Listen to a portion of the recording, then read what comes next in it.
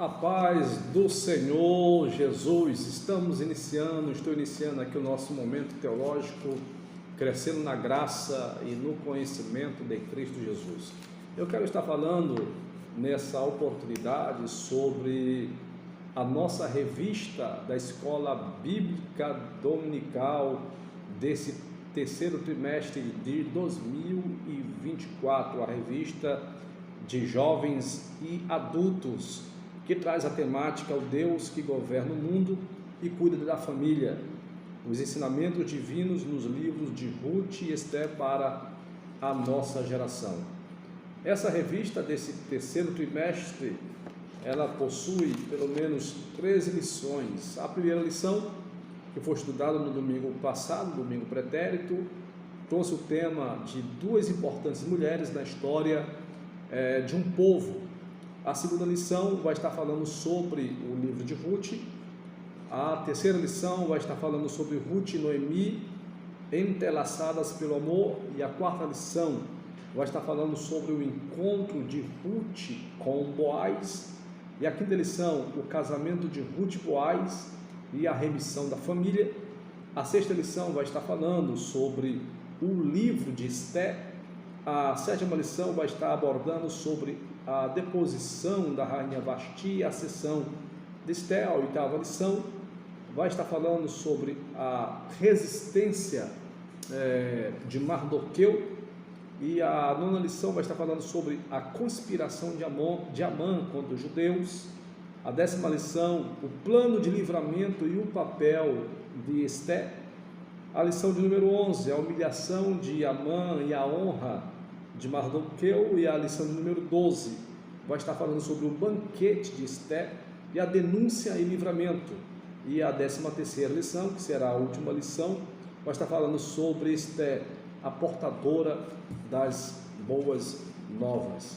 Portanto, nesse terceiro trimestre nós estaremos aprendendo sobre essas duas personagens proeminentes das Sagradas Escrituras, que trazem lições de suma relevância, de suma importância para a nossa vida espiritual. Essas duas mulheres muito conhecidas na história sacra, na história sagrada, Ruth e Esther.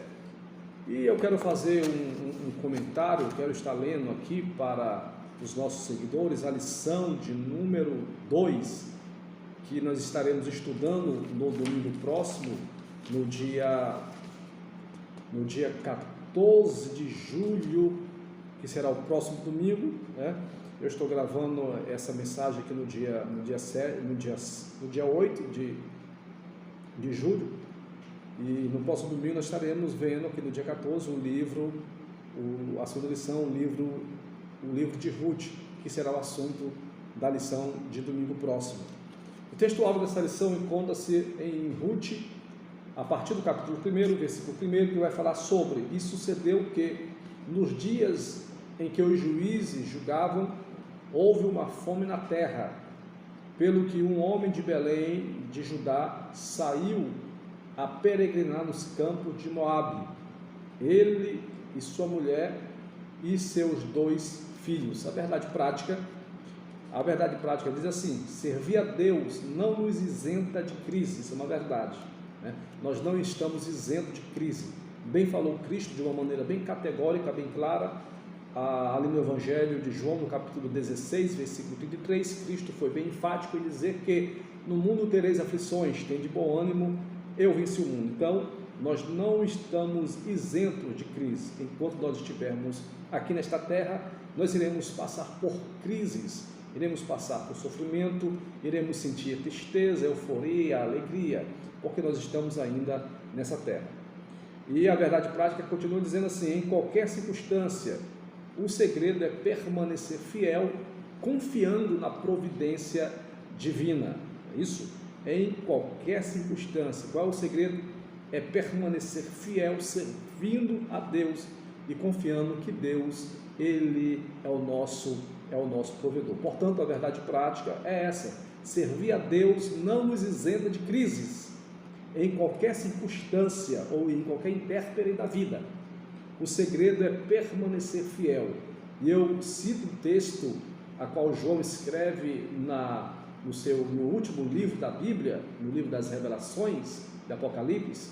Ele escreve desta forma: ser fiel até a morte. Cristo fala dessa forma: ser fiel até a morte e dar-te-ei a coroa da vida. Então o segredo é permanecer fiel, confiando na providência divina.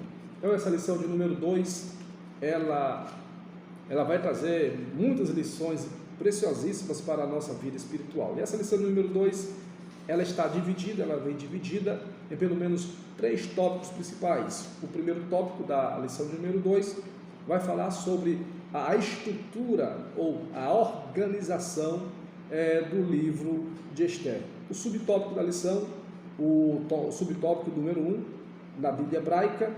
O subtópico do tópico de número 1 vai falar sobre na Bíblia cristã. E o terceiro subtópico, a autoria e a data aqui do livro de Ruth. Nós temos o segundo tópico principal, que vai falar sobre o contexto histórico, e o subtópico desse tópico principal aqui vai falar sobre, no tempo dos juízes, a opressão, clamor e livramento. E temos o terceiro tópico principal, que vai falar sobre o propósito, e a mensagem.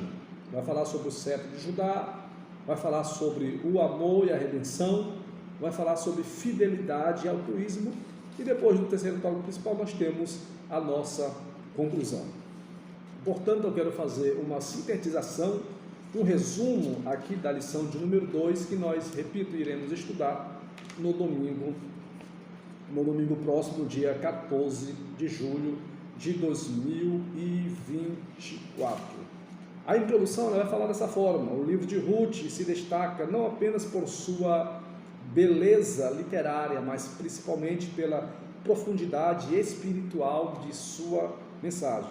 Fonte de inspiração, isso para os judeus, fonte de inspiração para os cristãos ao longo dos séculos. Eu também posso dizer que é uma fonte de inspiração para a igreja militante, é uma fonte de inspiração para a igreja odierna, para a igreja atual. Então, esse livro de Ruth, ele é uma fonte de inspiração para todas as igrejas, em todas as épocas e em todos os lugares. Então, é uma fonte de inspiração para judeus e cristãos ao longo dos séculos. O livro narra uma história de amizade. Olha que interessante, o livro vai destacar uma história de amizade, uma história de amor e uma história de redenção, uma história redentória. Uma extraordinária demonstração de como o Todo-Poderoso trabalha em meio às crises para cumprir seus desígnios eternos. O nosso Deus é dessa forma. O nosso Deus, ele trabalha em meio às crises, isso para cumprir seus desígnios eternos. E isso nós podemos ver em várias histórias, principalmente velho testamentária, Deus trabalhando em meio às crises para cumprir os seus propósitos. Temos a exemplo de José, temos a exemplo de Moisés, quando houve uma grande crise lá no Egito, Deus operou de uma forma sobre-humana e usou José, para poder dar um grande livramento, principalmente para o povo e para a sua família, que naquele momento estava passando a terra do Egito estava passando por uma grande fome. Então Deus trabalha em meio às crises para cumprir seus propósitos, para cumprir os seus desígnios eternos. O nosso Deus, ele transforma a tristeza em alegria, e Isaías ele vai falar justamente sobre essa questão, que Deus ele transforma a tristeza em alegria. Ele transforma perdas em ganhos, ele transforma derrotas em vitórias. E Ruth nos apresenta Jeová Jireh, o Deus que provê.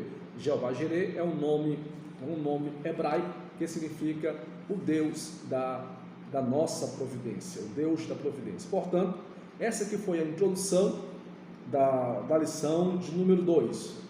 O primeiro tópico aqui dessa lição vai estar falando sobre o esqueleto, ou a estrutura, ou a organização desse livro, do livro de Ruth. Na Bíblia hebraica, O livro de Ruth, ele pertence à terceira divisão ou seção da Tanakh, a Bíblia hebraica. Então, nós temos a Tanakh. O que é a Tanakh? Conforme está redigido aqui nessa lição, a Tanakh, ela é a Bíblia hebraica, e ela é composta apenas dos livros do Antigo Testamento da Bíblia cristã. Essa terceira seção é chamada de Ketuvim, ou agiografos. Agiografos significa escrito. A primeira seção é a Torá, que é conhecido por nós como o Pentateuco. O que é o Pentateuco? São os primeiros 5 livros do cânon sagrado, da Bíblia Sagrada, que fora redigido, que fora escrito por Moisés, né? Temos Gênesis, temos Êxodo, temos Levítico, temos Gênesis, Êxodo, Levítico, Números e Deuteronômio, que é conhecido como a Torá e Pentateuco. E a segunda é a Nevim, os profetas, né? Nevim quer dizer os profetas. Então, dentro dos escritos, que são 11 livros, estão os Megilot, 5 rolos, livros curtos, livros curtos lidos publicamente nas festas judaicas anuais, como o Cântico dos Cânticos, também o livro de Ruth. Ele era lido nas festas anuais. Nós sabemos que os judeus são um povo muito festivo. Então, nessas grandes festividades, os judeus, eles pegavam alguns livros, como o livro dos Cânticos, temos os livros das Lamentações, o livro de Eclesiastes, o livro de Esther. Então, nessas festas, eles faziam questão de ler esses livros, essas festas que eram promulgadas, que eram realizadas por eles. Em função de narrar fatos ocorridos durante a colheita, a leitura litúrgica de Ruth era tradicionalmente feita durante o Shavuot. O que era o Shavuot? Shavuot significa Pentecoste. Era uma festa judaica que reunia muitos judeus. O Pentecoste ele acontecia 50 dias após a Páscoa. Nós temos o Shavuot, né, que era o Pentecoste, que era chamado também a festa da colheita. Então, o segundo subtópico do primeiro tópico vai falar sobre na Bíblia cristã. Enquanto a Bíblia hebraica está dividida em 3 seções, que nós conhecemos. A primeira seção é o Pentateuco, em seguida vem os profetas e depois vem os escritos. O Antigo Testamento da Bíblia cristã é composto de 4. Nós temos Pentateuco, não é isso? Nós temos os livros poéticos, temos os livros históricos e temos os livros proféticos, né? Essa é a divisão velho-testamentária. E temos aqui o Pentateuco, que você conhece muito bem, como foi bem falado aqui na minha fala anterior. O Pentateuco são os 5 primeiros livros que foram redigidos, que foram escritos por Moisés. Temos Gênesis, Êxodo, Levítico, Número e Deuteronômio. Depois vem os livros poéticos, Jó, Salmos, Provérbios, Eclesiastes e Cântico dos Cânticos. E em seguida nós temos os proféticos, temos os históricos também, que é depois dos 5 livros da Bíblia, depois do Pentateuco, segue-se os livros históricos, né? Depois que vai vir os livros poéticos. Em seguida nós temos os livros proféticos, com os profetas maiores e os profetas menores. O livro de Ruth, ele está categorizado como um livro histórico, por seu evidente gênero narrativo. Mas esse livro de Ruth, conforme o comentarista escreveu, ele é identificado também por sua extraordinária beleza poética. Então, aqui nesse livro de Ruth, nós vamos encontrar uma beleza poética, empregando alguns estilos de linguagem próprios do hebraico clássico e também dos personagens. Essa obra aqui de Ruth, ela está organizada em 4 capítulos, somando seus 85 versículos. Então, dentro desses 4 capítulos aqui do livro de Ruth, existem aqui lições muito importante para a nossa vida espiritual, lição de perseverança, lição de fidelidade. Então, lições muito grandes aqui nesse livro de Ruth. Depois nós temos o terceiro tópico do primeiro tópico principal. O subtópico vai falar assim: a autoria e a data em que esse livro ele foi redigido. Qual foi? Quem é a autora ou o autor? E em que data fora redigido ou escrito o livro de Ruth? Existe uma diversidade de opiniões a respeito entre os eruditos acerca da autoria do livro de Ruth, né? E alguns eruditos ou alguns teólogos, alguns escritores, eles falam que o livro de Ruth foi escrito por Samuel, que é um dos autores mais prováveis desse livro. O Talmud, uma obra milenar de regulamentos e tradições judaicas, atribui a Samuel a autoria do livro de Ruth. A forma como o autor se refere a Jessé e Davi parece indicar o que? Uma contemporaneidade e familiaridade com esse personagem, o que também aponta para Samuel. É isso? Temos ali no capítulo 4, versículo 17, alguns teólogos utilizam esse texto para apontar que o livro de Ruth fora redigido ou fora escrito por Samuel. Além disso, existem algumas características, alguns atributos gerais da obra que vai indicar uma atmosfera própria do início do período da monarquia de Israel. Sendo assim, o livro teria sido escrito no século X. É isso? Então, o livro teria escrito no século X. Esse foi aqui o primeiro, o tópico principal do livro, o primeiro tópico da lição de número 2, dessa lição, do livro de Ruth. Nós temos o tópico de número 2, que vai falar a respeito do contexto histórico, esse contexto histórico do livro de Ruth. E o subtópico 1 vai falar assim: no tempo dos juízes, não há uma data precisa para os fatos narrados, né? Não há uma data precisa para os fatos narrados em Ruth.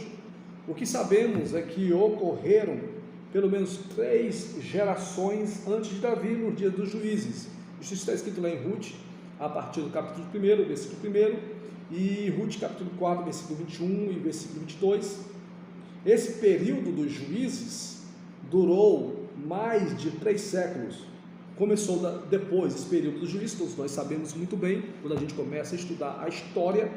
Esse período começou depois da morte daquele grande líder que foi o sucessor de Moisés, que é isso que é conhecido como Josué, e se estendeu até o início da monarquia de Israel, com a ascensão de Saul ao trono, que Saul ele ascendeu ao trono em meados do ano 1050 a.C.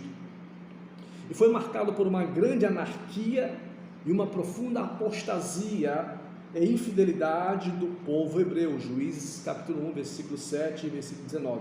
Apostasia é abandono da fé cristã. Numa linguagem mais evidente, mais clara, apostasia é como se o homem virasse as costas para Deus e voltasse para o pecado. Então, uma frase que identifica bem aquela época sombria é: cada qual fazia o que parecia direito aos seus olhos, sem uma sábia direção o povo perece. O Salomão vai escrever sobre isso, que sem uma sábia direção o povo perece.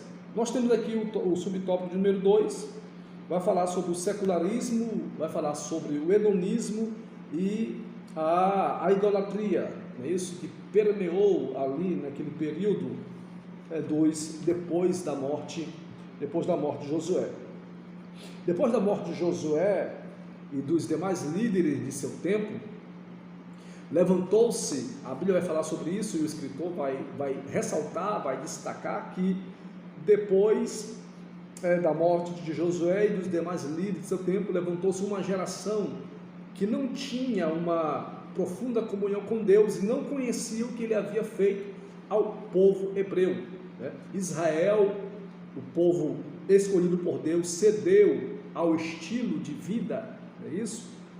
Pecaminoso dos cananeus e foi atraído à adoração dos seus deuses. Isso nós vamos ver aqui no livro de Juízes, né? O povo começando a fazer o que era mal aos olhos do Senhor, e o nosso Deus teve que levantar juízes.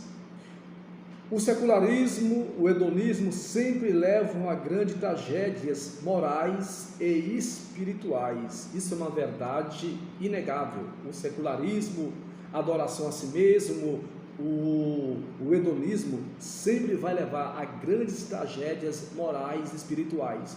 Nós, como cristãos, precisamos estar bem e muito, quero usar esse superlativo, bem e muito vigilante em relação a essa questão do secularismo e também do hedonismo, porque o hedonismo e o secularismo vai trazer tragédias morais e tragédias espirituais.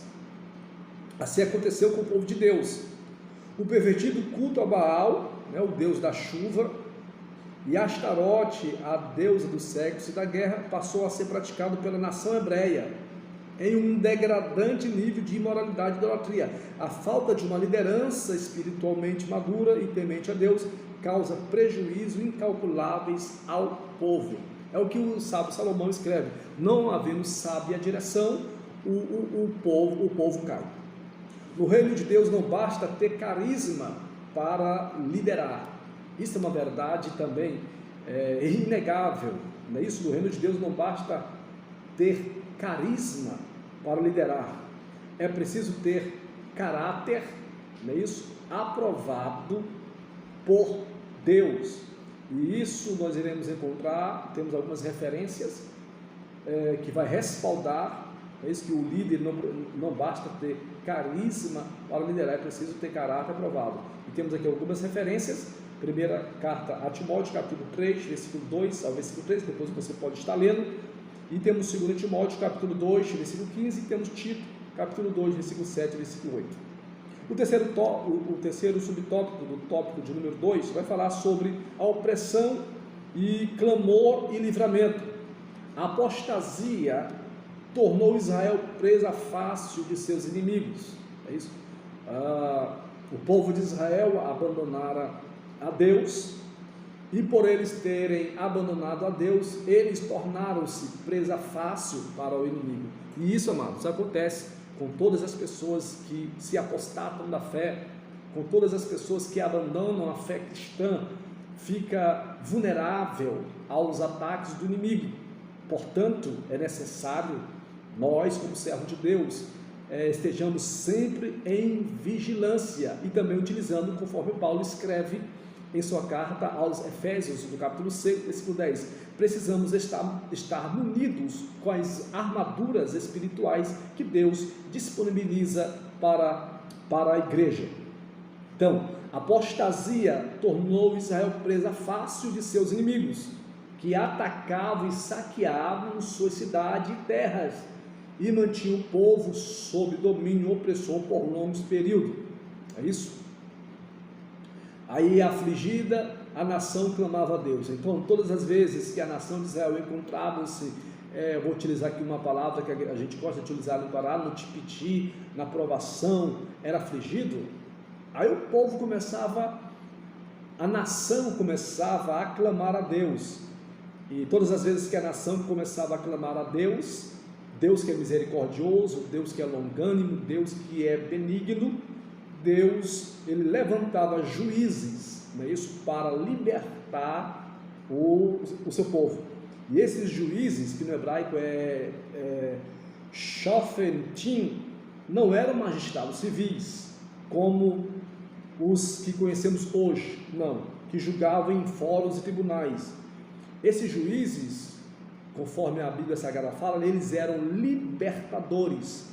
Geralmente esses juízes, eles eram líderes militares, a exemplo de Otiniel, a exemplo de Baraque, a exemplo de Gideão, né? Eles eram líderes militares, eles não eram como esses líderes que nós conhecemos hoje, que estão nos fóruns e nos tribunais. Não, esses juízes, eles eram líderes militares, poderosamente usados por Deus para julgar a causa de Israel, livrando de seus opressores. Então entenda, todas as vezes que a nação de Israel, o povo de Deus, estava em aperreio, a nação judaica clamava a Deus, e Deus levantava libertadores, líderes militares.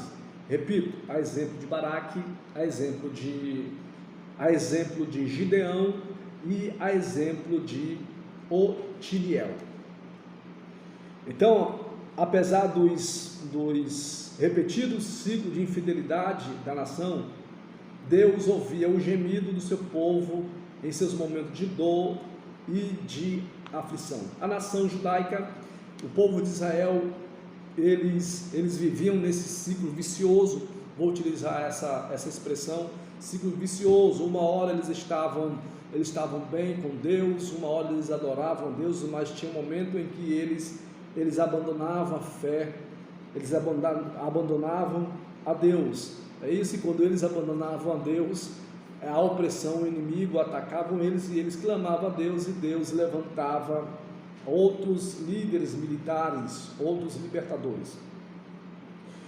Isso mostra que o Senhor é um Senhor longânimo e cheio de misericórdia, conforme está escrito em Salmo 103, depois você pode estar lendo, Salmo 103, versículo 8, temos Joel capítulo 2, versículo 13, temos Romanos capítulo 2, versículo 4, temos também Lamentações capítulo 3, versículo 22. Então Deus, ele ouve os que ele aclamam.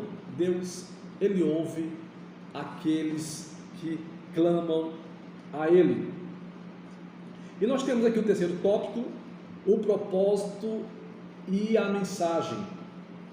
O subtópico de número 1 vai falar sobre o cetro, é isso? O cetro de Judá. Vários propósitos são atribuídos ao livro de Ruth. O principal e mais evidente deles é apresentar Davi como descendente de Judá, é isso? A tribo real da qual viria o Messias, o leão da tribo de Judá, a raiz de Davi, conforme está escrito lá no livro das Revelações, Apocalipse capítulo 5, versículo 5, quando o anjo fala para João: não chores mais, João, eis aqui o leão da tribo de Judá. Apocalipse capítulo 5, versículo 5. Gênesis capítulo 49, versículo 10, é um texto messiânico, né? Você pode estar lendo também depois. Não, está escrito aqui na lição, né? O cetro não se herdará de Judá, nem o legislador dentre seus pés, até que venha Siló, e a ele congregarão os povos. Aqui é uma profecia também messiânica, atinente, referente à pessoa do Messias, a pessoa de Cristo Jesus.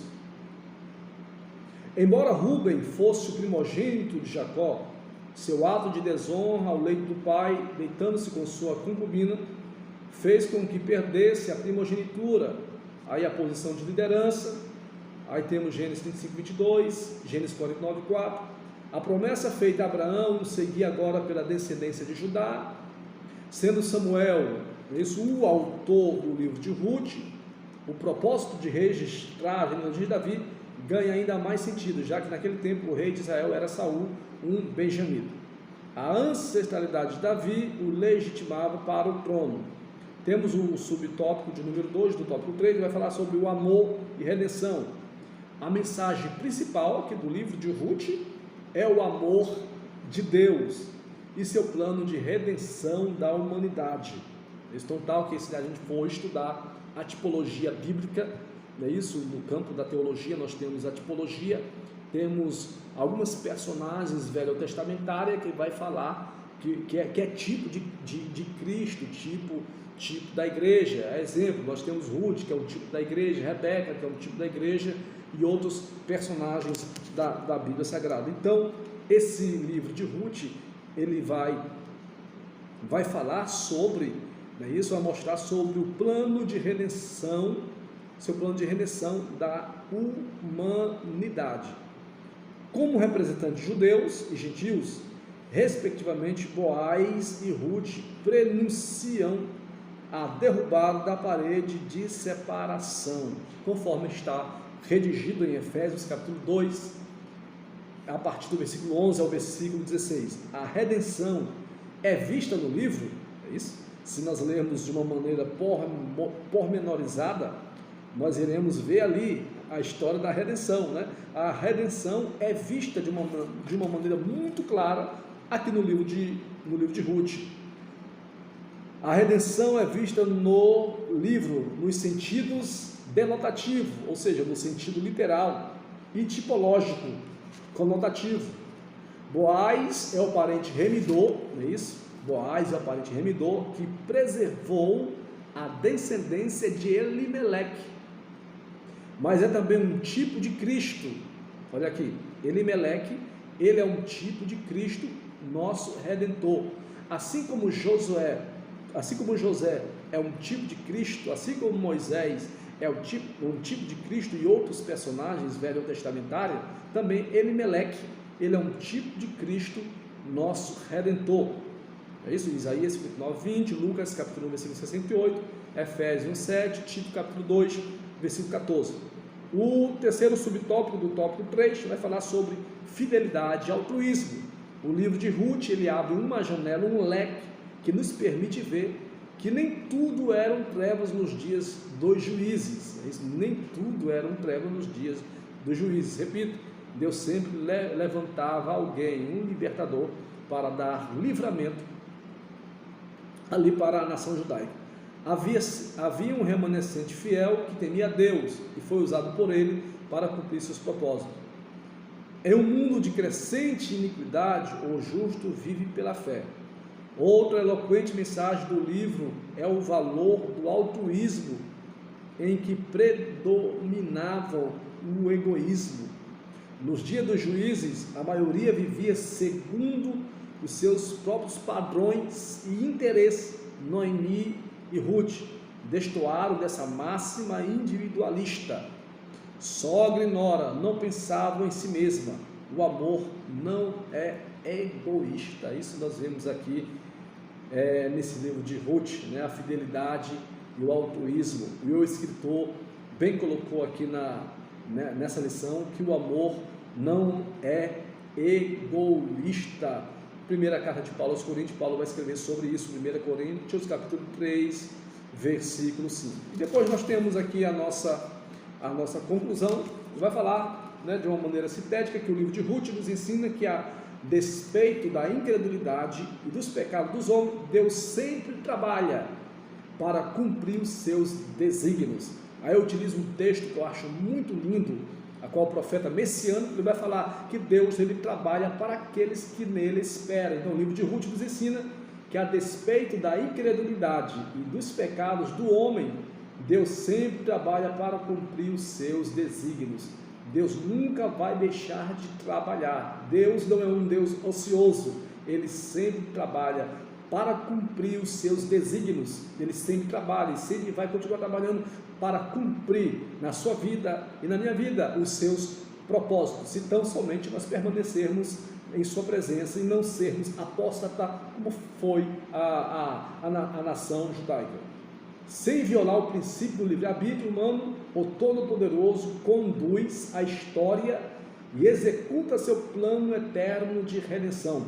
O livro também vai nos mostrar como a fidelidade de Deus se aplica às circunstâncias comuns da vida. Em tudo Ele é fiel. Portanto, de um modo bem sumarizado, é isso, nós vemos aqui a lição de número 2. Para essa lição, você pode também estar utilizando para enriquecer o seu estudo. Você que é professor, pode estar utilizando uma enciclopédia bíblica, um dicionário bíblico, não é isso? Para você estar trazendo para a aula no domingo próximo para a sua classe de alunos.